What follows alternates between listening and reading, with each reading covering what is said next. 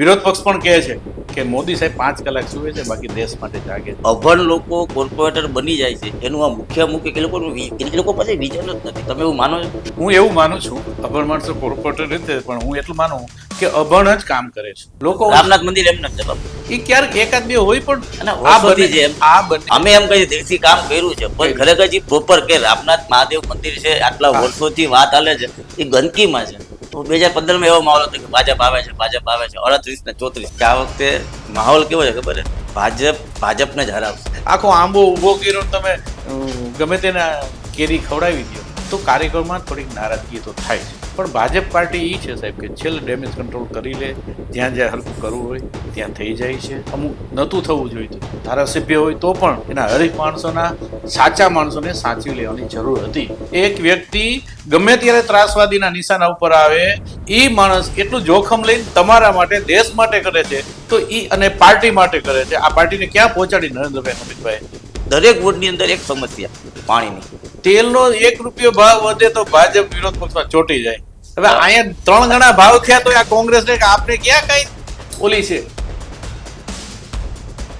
નમસ્કાર, city news ચૂંટણી ડિબેટમાં આજે આપણે એવા વ્યક્તિ સાથે વાત કરવાના છીએ કે જેને 3 અનુભવો છે: સરકારી ક્ષેત્રના અગ્રણી, રાજકીય નેતા પ્લસ સિનિયર પત્રકાર એવા નરેન્દ્રસિંહ જાડેજા.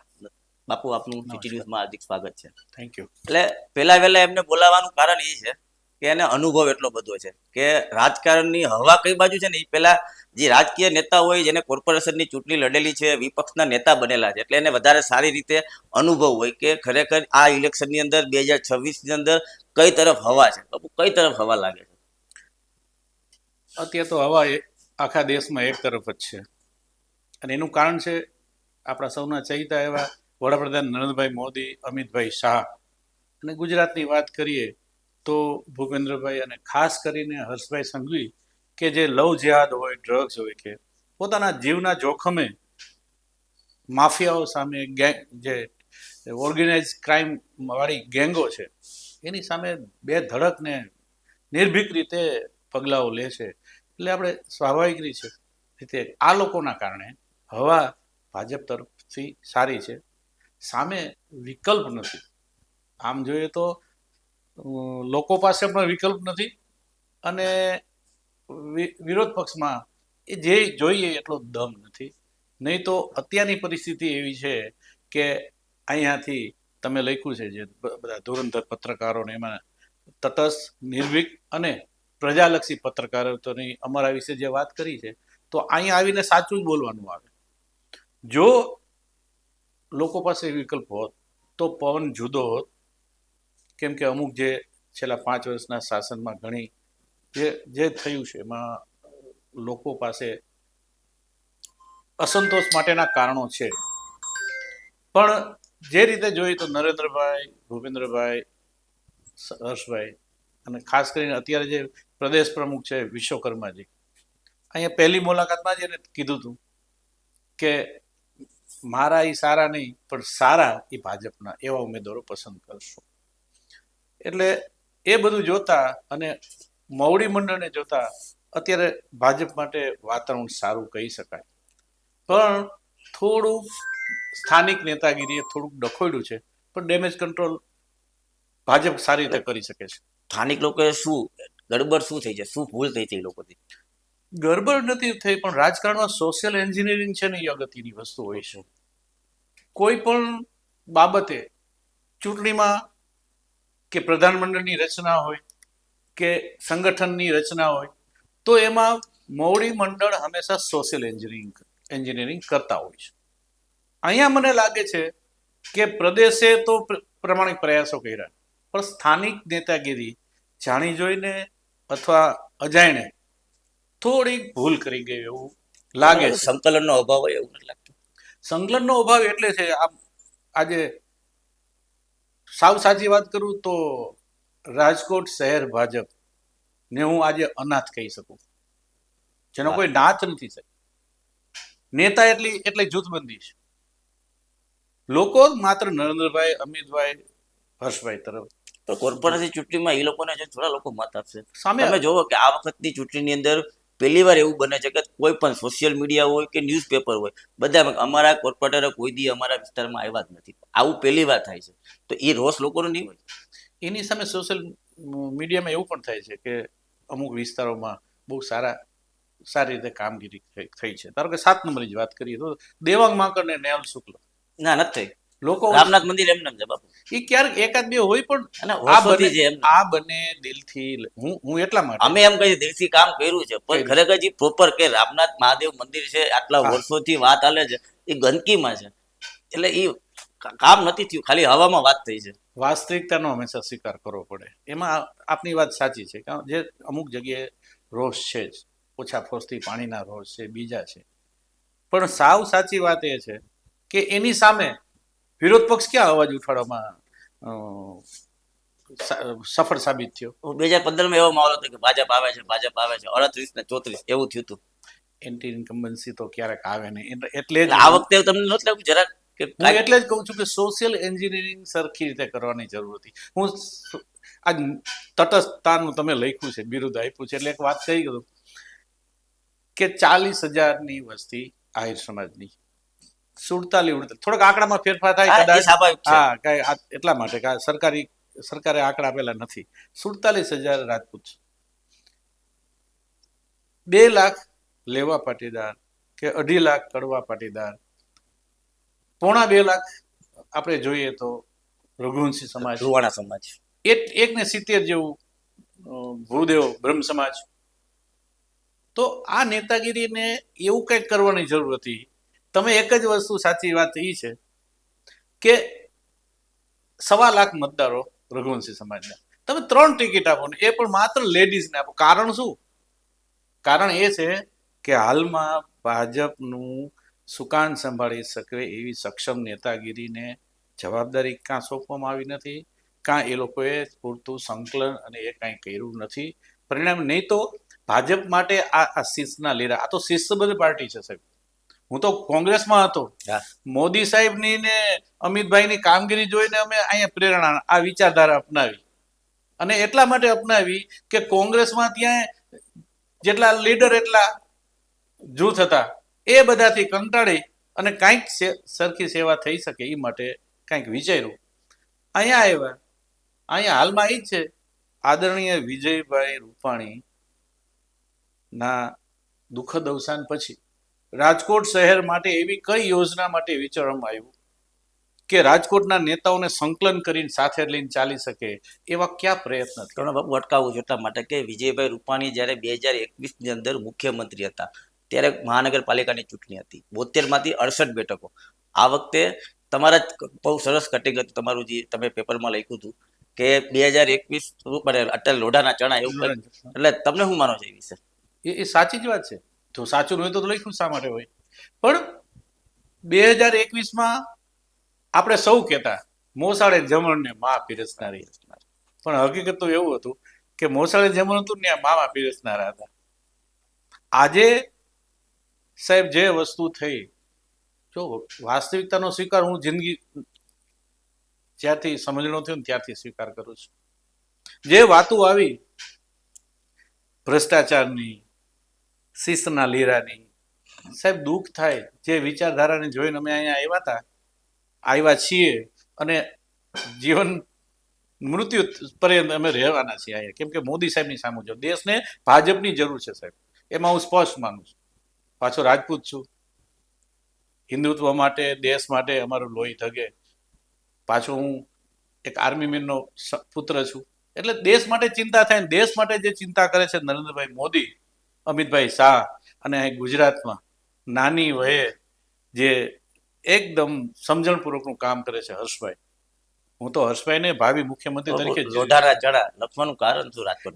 એ જ વાત ઉપર આવું છું કે આ લોકોની જે મહેનત છે એ મહેનત સાહેબ દાદ માગી લેવી છે, પણ પછી અહીંની સ્થાનિક નેતાગીરી કે જેને આપણે સુકાન સોંપ્યું છે, જેને મનપામાં હોદ્દાઓ આપ્યા છે, એ લોકોની કોઈ જવાબદારી નહીં કે આ શિસ્તબદ્ધ પાર્ટી ભાજપની આબરૂ આપણે વધારીએ.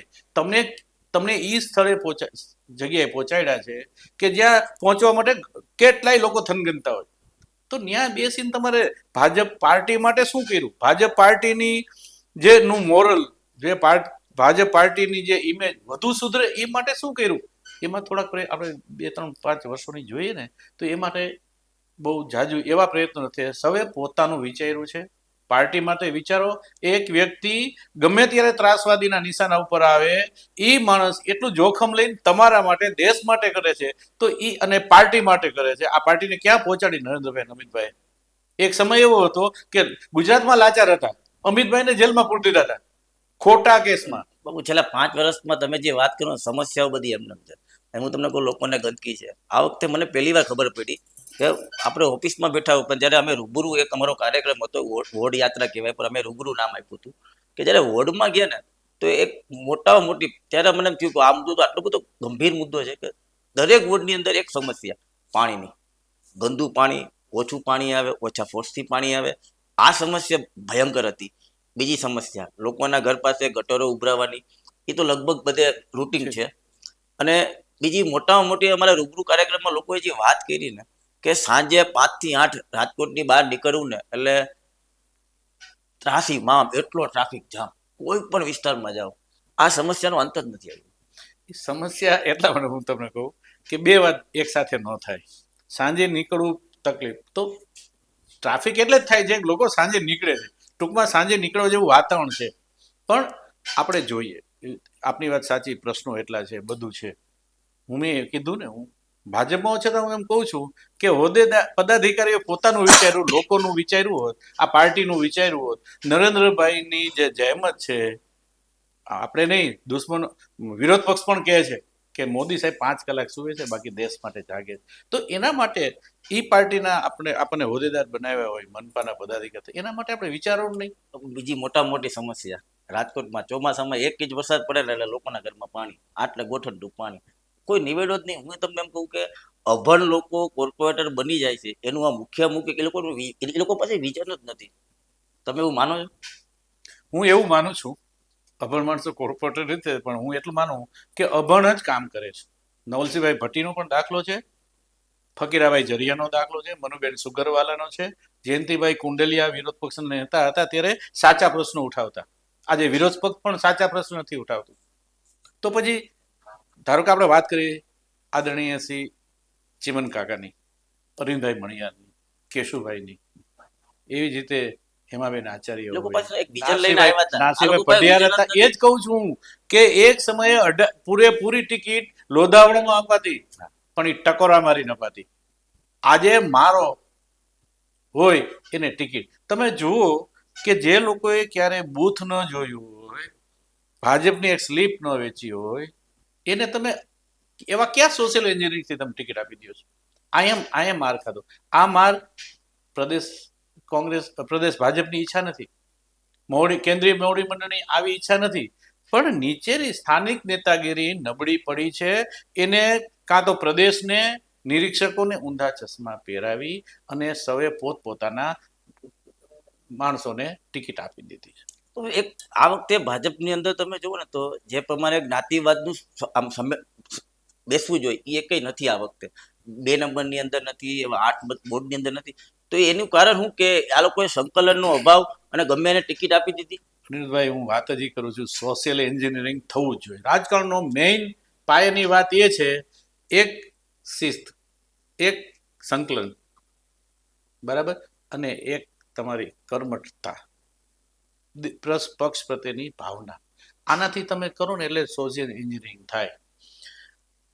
ભાજપમાં રાજકોટ વોર્ડ નંબર 2 ની આપણે વાત કરી, એમાં કમ્પલસરી છે એક બ્રહ્મ સમાજના ઉમેદવાર, ભલે એક રઘુવંશી સમાજ, ભલે તમે એક લેડીઝમાં આપી દો, એકને એક આપવું પડે.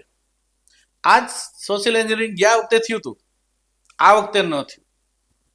ભાજપે તો ધૈર્ય પારેખ અને બીજા ઉમેદવાર વસાણી છે, એ નવા છે, પણ ધૈર્ય પારેખ છોકરો, અહીં વખાણ ન કરાય પણ સારો છોકરો છે, એ ટિકિટ આપી દો. વણિકો પણ છે, પણ ત્યાં પેલા 2 એવા લોકો આવે કે પેલા રઘુવંશી ફરજિયાત, બીજા બ્રહ્મ સમાજ, ત્રીજા ક્ષત્રિય એટલે વણિક, અને ચોથા ક્ષત્રિય.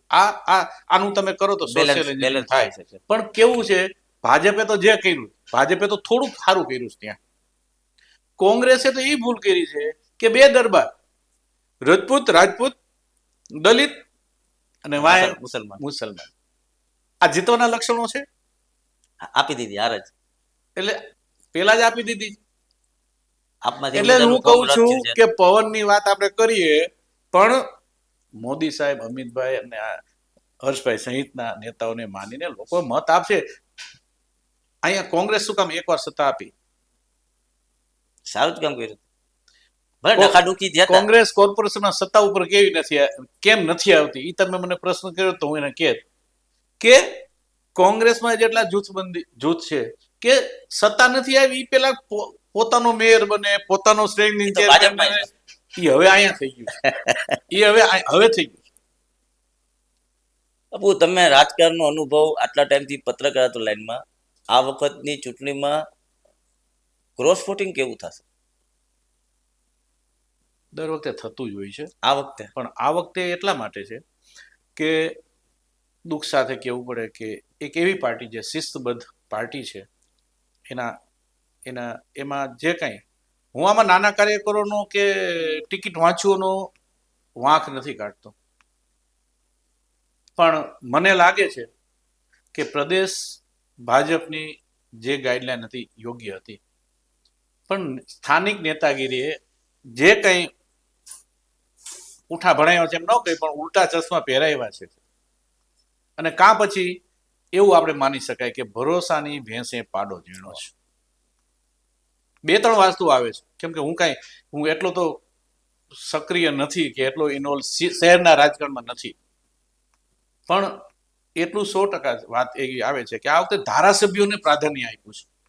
તો આદરણીય જગદીશભાઈ પંચાલ સાહેબની વાત હોય કે એને લોકો સમક્ષ જવાનું છે લોકસભા વખતે, ધારાસભા વખતે, એટલે એના ઉપર એને થોડુંક આપણે પ્રેફરન્સ આપીએ, પણ એ પ્રેફરન્સ આપવામાં ક્યાંક વાલા દવલા પોતાના અને એક્ટિવ ન એવા છતાં એવાને પણ ટિકિટ આપી અને કંઈક કાચું એવું અમુક જગ્યાએ કપાણું છે, એના કારણે અસંતોષ ફેલાયો હોય, યોગ્ય વ્યક્તિ હોય એને ટિકિટ ન મળી હોય, ભાજપના કાર્યકર છે કામે લાગી જશે બધામાં, કોઈ નહીં લાગે, પણ મનમાં ડંખ તો રહે જ.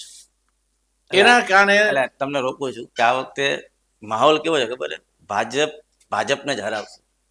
કે કાર્યકર્તાઓ એટલા નારાજ છે, ખરેખર જે લોકોને ટિકિટના હકદાર હતા એ લોકોને કાપી નાખ્યા છે. એટલે અત્યારથી દરેક વોટની અંદર માથાકૂટ છે કે આ અમારો વિરોધી, આ અમારો વિરોધી.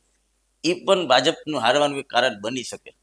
ના, હું હારવાનું કારણ એટલે હારશે એવું માનતો નથી, પણ અસર પહોંચે, પણ ભાજપની નેતાગીરી ડેમેજ કંટ્રોલ કરવામાં બીજા અન્ય પક્ષો કરતા તો ક્યાંય આગળ છે. આજે એક જ વસ્તુ કરું, નથી ભૂલ વિશ્વકર્માજીની, નથી ભૂલ કોઈ પ્રદેશ મોવડીની, જે કાંઈ કાચું કાપ્યું હોય કે વાલા દવલા નીતિ કરી હોય કે પોતાનાને ઘુસાડી દીધા હોય, શુદ્ધ ગુજરાતીમાં કહી તો, પણ એ બધું થયું અને એક એવી પાર્ટી, શિસ્તબદ્ધ પાર્ટીના પ્રદેશ પ્રમુખને સાહેબ ફોર્મ ભર્યાના બીજા દિવસે અહીંયા આવવું પડે, એ આવ્યા.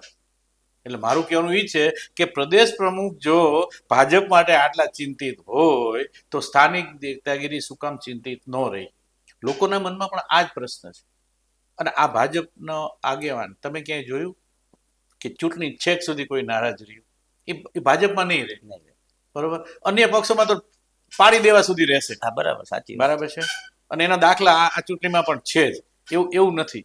પણ વાત એ છે કે પ્રદેશ મોવડીને અત્યારે આખા ગુજરાતનું કામગીરી હોય છતાં અહીંયા આવવું પડે, તો મને એવું લાગે છે કે સ્થાનિક નેતાગીરીની આપણે એ નબળાઈ કરવી જોઈએ, નહીં તો અહીંયા સંકલન કરી અને એવું સરસ વ્યવસ્થિત આપી દેવું જોઈએ. છે રાજકોટમાં ઘણા એવા ચાણક્ય છે તો એનો ઉપયોગ નથી થતો. હાથમાં એના મોંમાં એવું પણ અત્યારે કાર્યક્રમમાં ચર્ચાય છે. ધારાસભ્યો કે સંગઠનના હોદ્દેદારોએ પોતાના સગાને ટિકિટ આપી દો તો કાર્યકર જે વર્ષોથી કામ કરતો એ નારાજ થાય. વોર્ડ નંબર 2માં આપણે જોઈએ છીએ કે આ વખતે મનીષભાઈ રાડિયા જે છેલ્લા 5 વર્ષમાં બહુ એક્ટિવ હતા, ત્યાં એક ઓબીસીની સીટ આવી, ઓબીસીની સીટ આવે એટલે અનિરુદ્ધભાઈ શું થાય કે સૌને મનમાં ઈચ્છા થાય. આવો જ એક 40 વર્ષથી હું જોઉં છું. કોંગ્રેસમાંથી હું જ્યારે આ જ વોર્ડમાં ચૂંટણી લડ્યો હું જીતો ને ત્યારે મારે અંગત સંબંધ હોવા છતાં એક વ્યક્તિ ભાજપની નિષ્ઠાને વરેલો હતો. એનું નામ દશરથ વાળા સાહેબ. એને હું એવું માનું કે એનો હક હતો, પણ એવું અહીંથી 100% હતો, 100% બોલવાનું મારે એટલા માટે. પછી તમે એ બધું ન કરો.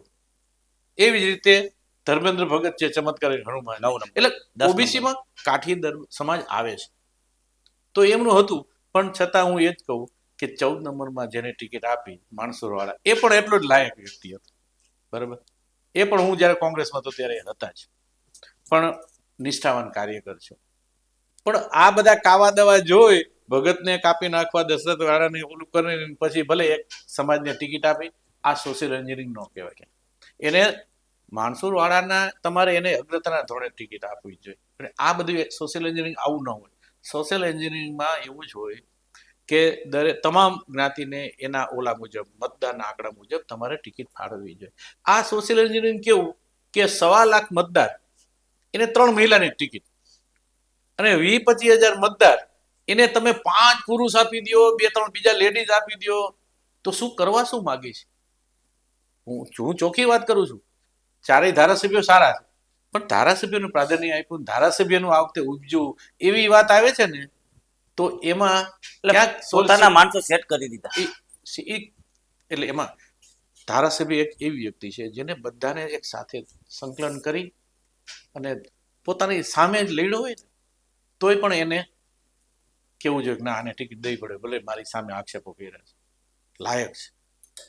પણ આવું કરવામાં જે માણસો, જે નેતા નરેન્દ્રભાઈ મોદી, અમિતભાઈ આપણા ભરોસે વાં લડે છે, એનું તળિયું જો ખરાબ થશે ને સાહેબ, તો એ લોકોને પછી જે આ પાર્ટીને ઊભી કરવામાં આરએસએસ સહિત જે લોકોના લોહી રેડાના છે સાહેબ, આ એના જ વાત કરું તો ચીમન કાકા હોય, પક્ષ પલટાની તમે વાત કરો, હમણાં જે આપણા છાપામાં બહુ આવ્યું, તમારા છાપામાં જ હતું કે લડ્યા, હું પણ હતો ત્યારે, પછી પેટા ચૂંટણી આવી. પણ સાહેબ ઈ જે નીતિમત્તાનું રાજકારણ હતું, અરવિંદભાઈ, ચીમન કાકા, વજુભાઈ, ત્યારે કઈ આ વાત નથી. એ લોકો લોહી રેડાય છે સાહેબ, આ પાર્ટી મજબૂત કરી છે. હવે તમે આખો આંબો ઉભો કર્યો ને તમે ગમે તેના કેરી ખવડાવી દો તો કાર્યક્રમમાં થોડીક નારાજગી તો થાય છે, પણ એનું સોલ્યુશન થઈ જાય એટલા માટે કે મવડી મંડળ ચિંતિત છે. રાજકોટના પણ જે અમારા ચાણક્યો જે કહીએ છીએ, લાયક ચાણક્ય, ઊંધું નાખે એ ચાણક્ય એ ઈચ્છા નહીં, પણ આ લાયક ચાણક્ય હોય એમાં માટે અત્યારે આપણે ભાજપ કોંગ્રેસની ઘણી બધી વાત કરી લીધી. રાજકોટ મહાનગરપાલિકામાં આમ આદમી પાર્ટીની એન્ટ્રી થાય, એમાં એવું છે, જો આપની એન્ટ્રી થાય તો ક્યાં થાય, એનો મુખ્ય પ્રવેશ દ્વાર કયો? 4 વોર્ડ નંબર 5, 4, 6, 11, 12, 16, 17, 18. એમાં તમારે થોડીક અશિસ્ત તો અત્યારે થઈ છે. એનો મતલબ કે ક્યાંક નારાજગી ના અંતે આપને ડામવું હોય તો આ વોર્ડમાં તમારે નાકાબંધી કરવી પડે, અસંતોષની આગ ઠારવી પડે. ભવિષ્યમાં આવું નહીં થાય. એન્ટ્રી થશે કે નહીં થાય તમારા મતે? મને નથી લાગતું થાય. એનું કારણ છે કે એક વોર્ડ છે, પણ હવે આ તો પ્રચાર થઈ જાય, નામ લઉં તો, કે એમાં એ લોકોએ કામ, એ લોકોનું દેખાય છે થોડું, પણ ભાજપ પાર્ટી એ છે સાહેબ કે છેલ્લે ડેમેજ કંટ્રોલ કરી લે, જ્યાં જ્યાં હરખું કરવું હોય ત્યાં થઈ જાય છે. અમુક નહોતું થવું જોઈતું, ધારાસભ્ય હોય તો પણ એના હરીફ માણસોના, સાચા માણસોને સાચવી લેવાની જરૂર હતી, જે નથી સચવાણા. તો આ બાબતના કારણે આપ ક્યાંક એન્ટ્રી કરી શકે, એકાદ વોર્ડમાં કરી શકે. એન્ટ્રી તો કરશે રાજકોટમાં, લાગે છે એવું. એકાદ સીટ મળે એને, 4 આખી પેનલ તો નહીં. એમ તમે તો એનું કારણ છે તમે જે કહો છો ને, ક્રોસ વોટિંગ, થોડોક અસંતોષ, કોઈ ચોક્કસ વ્યક્તિ માટે અસંતોષ, આના કારણે એકાદી સીટ માટે એનું પેલું થઈ શકે. ઓવરઓલ જિલ્લામાં ગામડાઓમાં કેવું આપ અત્યારે? સાવ સાચી વાત કરું તો ગામડામાં, શહેરમાં કાંઈ નથી, પણ ગામડામાં ક્યાંક કોંગ્રેસનું નથી દેખાતું પણ આપનું દેખાય છે. બહુ સાચી વાત છે. કારણ કે એવા બધા ફોન આવે ને કે અમને કોંગ્રેસના ઉમેદવારથી બીક નથી, આપથી બીક છે. એવા લોકોને ફોન આવે છે, ટેકેદારો હોય ને કે આ લોકોનું શું કરવું. એટલે ખરેખર આપ ગામડામાં કરી ગયું છે. ગામડામાં ગયેલું છે એનું કારણ છે કે કોંગ્રેસના તો એને ઘણા વર્ષોથી અનુભવ કરી લીધા. એમાં એને જોયું કે આમાં કાંઈ ઉકળશે નહીં. કોંગ્રેસની છાપ એવી થઈ ગઈ કે અત્યારે જીતાડી દેશું તો પછી અંદર અંદર બાજી પાછું ભાજપ આવી જશે. આપનો અનુભવ ગ્રામ્ય જનતાએ કર્યો નથી, એટલે એ અનુભવ કરવા માટે થોડોક પ્રયત્ન થાય. પણ હું નથી માનતો કે જિલ્લામાં ક્યાંય એવું મજબૂત રીતે કોઈ આપની એન્ટ્રી થાય. જેમ સિટીમાં ચાન્સ ઓછા છે, એક સીટ માટે છે પણ એ સીટ કદાચ ઓછા મતે હારી જાય, આપને એક સીટ ન પણ આવે. મતદારો છે એને અત્યારે કેવું છે મતદારોને કે ભાજપને મત આપી છે તો 5 વર્ષ દેખાતા નથી. કોંગ્રેસ વાળા ઓકે છે નહીં ઉમેદવારો, તો એની પાસે આપ છે.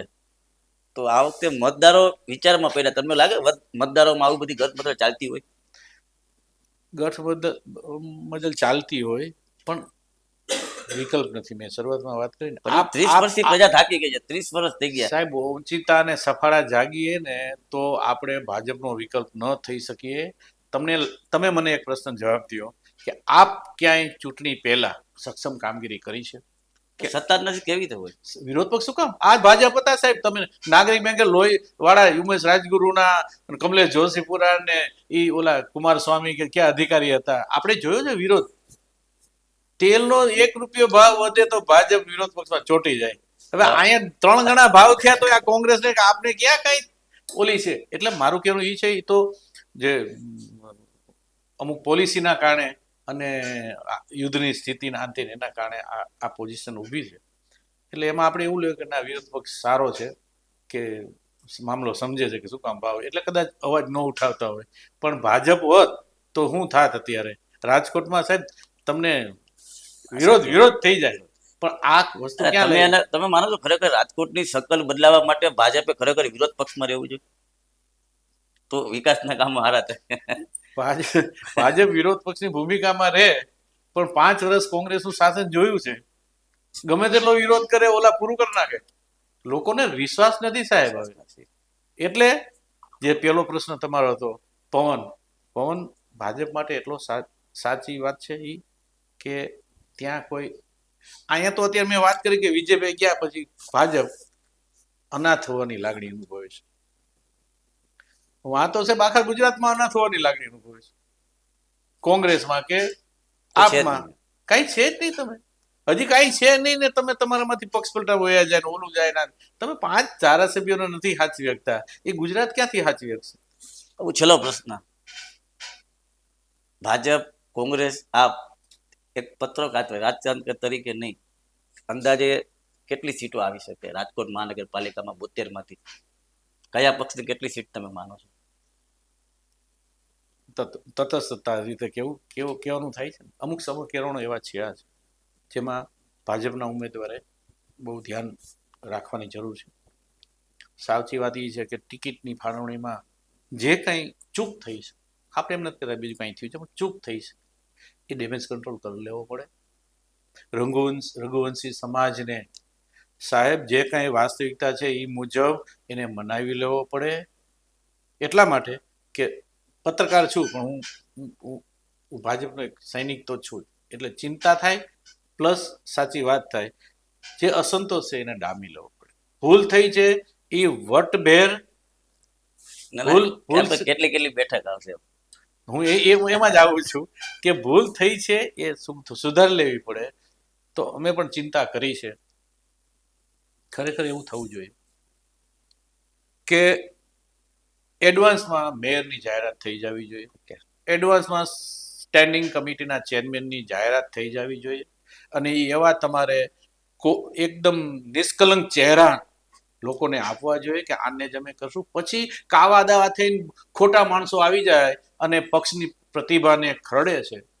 આ ન થવું જોઈએ. બહુ સાચી વાત. જે ચૂંટણી ઢંઢેરો છે કે મેટ્રો સિટી, તો પેલા મેટ્રો સિટીને આપણે લાયક સિટીને બનાવવું પડશે. પણ સૌથી સાચી વાત એ છે કે બીજા શહેરોમાં પ્લાનિંગ કમિશનર છે, રાજકોટમાં આવતા 10 વર્ષનું પ્લાનિંગ શું એના માટે ચિંતા કરવાનું કોઈ નથી. રાજકોટમાં પ્લાનિંગ કમિશનર હોવા જોઈએ, જે પેલા આઈએસ અધિકારી હોય. રાજકોટમાં એવી ઘણી પ્રતિભાઓ છે, જે ટાક સાહેબ હતા, ભાદરથી પાઇપલાઇન, આ બધા અત્યારે કઈ કોઈ કન્સલ્ટન્ટ લઈને કરોડની ફી દઈને કન્સલ્ટન્ટનો નિમવાની જરૂર નથી. છાયા સાહેબ છે, વોટર વર્ક્સમાંથી માંડીને જે કરો, આ બધાના માસ્ટર છે સાહેબ. આ લોકો મફત સેવા, રાજકોટના નાગરિક છે એટલે રાજકોટ માટે મફત સેવા આપવા તૈયાર છે. કોઈ પૂછવા જવાનું નથી. પેલા કેટલા મેયર હતા, પેલા કેટલા વિરોધ પક્ષના હતા.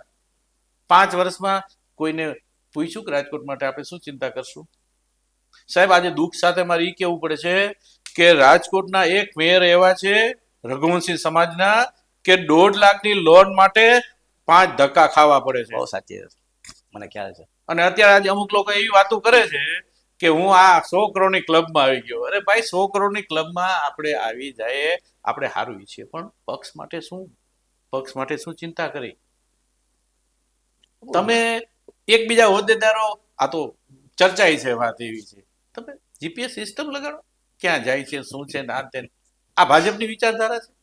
આ ભાજપ માટે આપણે આવું કરવાનું છે. ભ્રષ્ટાચાર માટે 100% એક કડક પગલા લેવા પડે. હું તો મોદી સાહેબ, અમિતભાઈ ને એ લોકોની વિચારધારા ને એ લોકોની કામગીરી જોઈને હું આ ભાજપમાં આવ્યો છું. હવે બગડી પણ દેશ માટે જે દુશ્મન દેશના ખાટા દાંત કર્યા, એ સર્જિકલ સ્ટ્રાઇક કરી ને, તો પ્રદેશ મોવડી કે કેન્દ્રીય નેતાગીરીએ રાજકોટ શહેરમાં પણ એક રાજકીય સર્જિકલ સ્ટ્રાઇક કરવાની જરૂર છે. રાજકોટમાં ઘણા ઘણા પડદા બધા પાછળ વયા ગયા છે, ઘણા બધા સારા લોકો. શું કામ એને નથી? આ તો કેમેરો ચાલુ નામ નું આપ્યું. ના, મારે જો, હું તો 66 વર્ષ થયા, મારે હવે કઈ ટિકિટ લેવાની નથી, માગવાની નથી ક્યાંય. બરાબર, છોકરાઓ માટે ક્યાંક બધા ઓલું કરતા હોય તો આપણે કરતા, સ્વાભાવિક છે. પણ આપણને થાય કે એક સારો સૈનિક આપણે ભાજપને આપતા જાય. હવે આપણે તો શું છે, અમે તો માર્ગદર્શક ટ્રસ્ટીમાં કામ કરીએ, પણ રાજકોટમાં એવા ઘણા ચાણક્યો છે, એનો ઉપયોગ કરવો જોઈએ. આજે આપણે એમ નથી કહેતા, પણ રાજકોટ શહેર ભાજપ, મારે ક્યારે દુઃખ સાથે જ બોલવું પડે કે અનાથ, જેનો નાથ નથી કોઈ છે. આ બધું આ હતું. વિજયભાઈ હતા તો કેટલું મેળ્યું, એ પછી શું મેળ્યું, એ માટે પછી શું કર્યું? એક પ્રશ્ન બહુ સરસ યાદ આવ્યો કે આ બધા કોર્પોરેટરને હું રિપોર્ટિંગ કરતો હોય, જાતા હોય બધાને મળવા, એટલે નેતાઓ કેવા હોય કે એના લોકો ફોલો કરતા હોય કે તમારે આમ કરવાનું, તમારે લોકો એનું માનતા હોય. પણ મેં બધા જેટલા લોકો છે ને, મોટા ભાગનાને વ્યસન છે ફાકીનું. પ્રચારમાં નીકળે ને, ભાજપ, કોંગ્રેસ કે આવડો મોટો ગોલપ હોય ફાકી, આ ઉમેદવાર આપણા હોવા જોઈએ, ન જોવા જોઈએ સાહેબ. લોકો એ વિચારતા હોય છે કે હું કેવા પ્રતિનિધિને મત આપું, અને પછી ફાકી મોઢામાં હોય, તમે અમને મત આપજો એવું કરે, તો સાહેબ ક્યાંથી મત આપશે? વિચારધારા પાર્ટીને બધી સારી, ઉપરવાળાનું કામ સારું, પણ નીચે આ તમે જે કહો છો ને, ઉમેદવાર જોઈ અને ક્યાંક ક્રોસ વોટિંગ ની શક્યતા. ચલો પ્રશ્ન, રાજકોટની જનતાએ કેવા લોકોને મત આપવો જોઈએ? રાજકોટની જનતાએ એવા લોકોને મત આપવા જોઈએ જે આપણું શહેર છે, રંગીલું, શાંત રાજકોટ છે, અને એને મેગા સિટી તરફ ધકેલી જવાની, જેનામાં વૈચારિક શક્તિ હોય, કામ કરવાની ધગશ હોય, આવા લોકોને મત આપવા જોઈએ. કોકના ઈશારે ટિકિટ મળી હોય, પૈસાના જોરે ટિકિટ મળી હોય, કે આવી અને લોકોને એવી મનમાં પ્રશ્ન હોય કે આ આવીને શહેરનું કાંઈ ઉકાળી નહીં શકે, પોતાનો જ ગજવા ભરશે, આવા લોકોને મત ન દેવો. Thank you. દર્શક મિત્રો, આજની જે વાત હતી કે રાજકોટની અંદર 28મી તારીખે મતગણતરી થવાની છે, પણ એ સાચી હકીકત તો આપણને 28 તારીખે જ ખબર પડશે.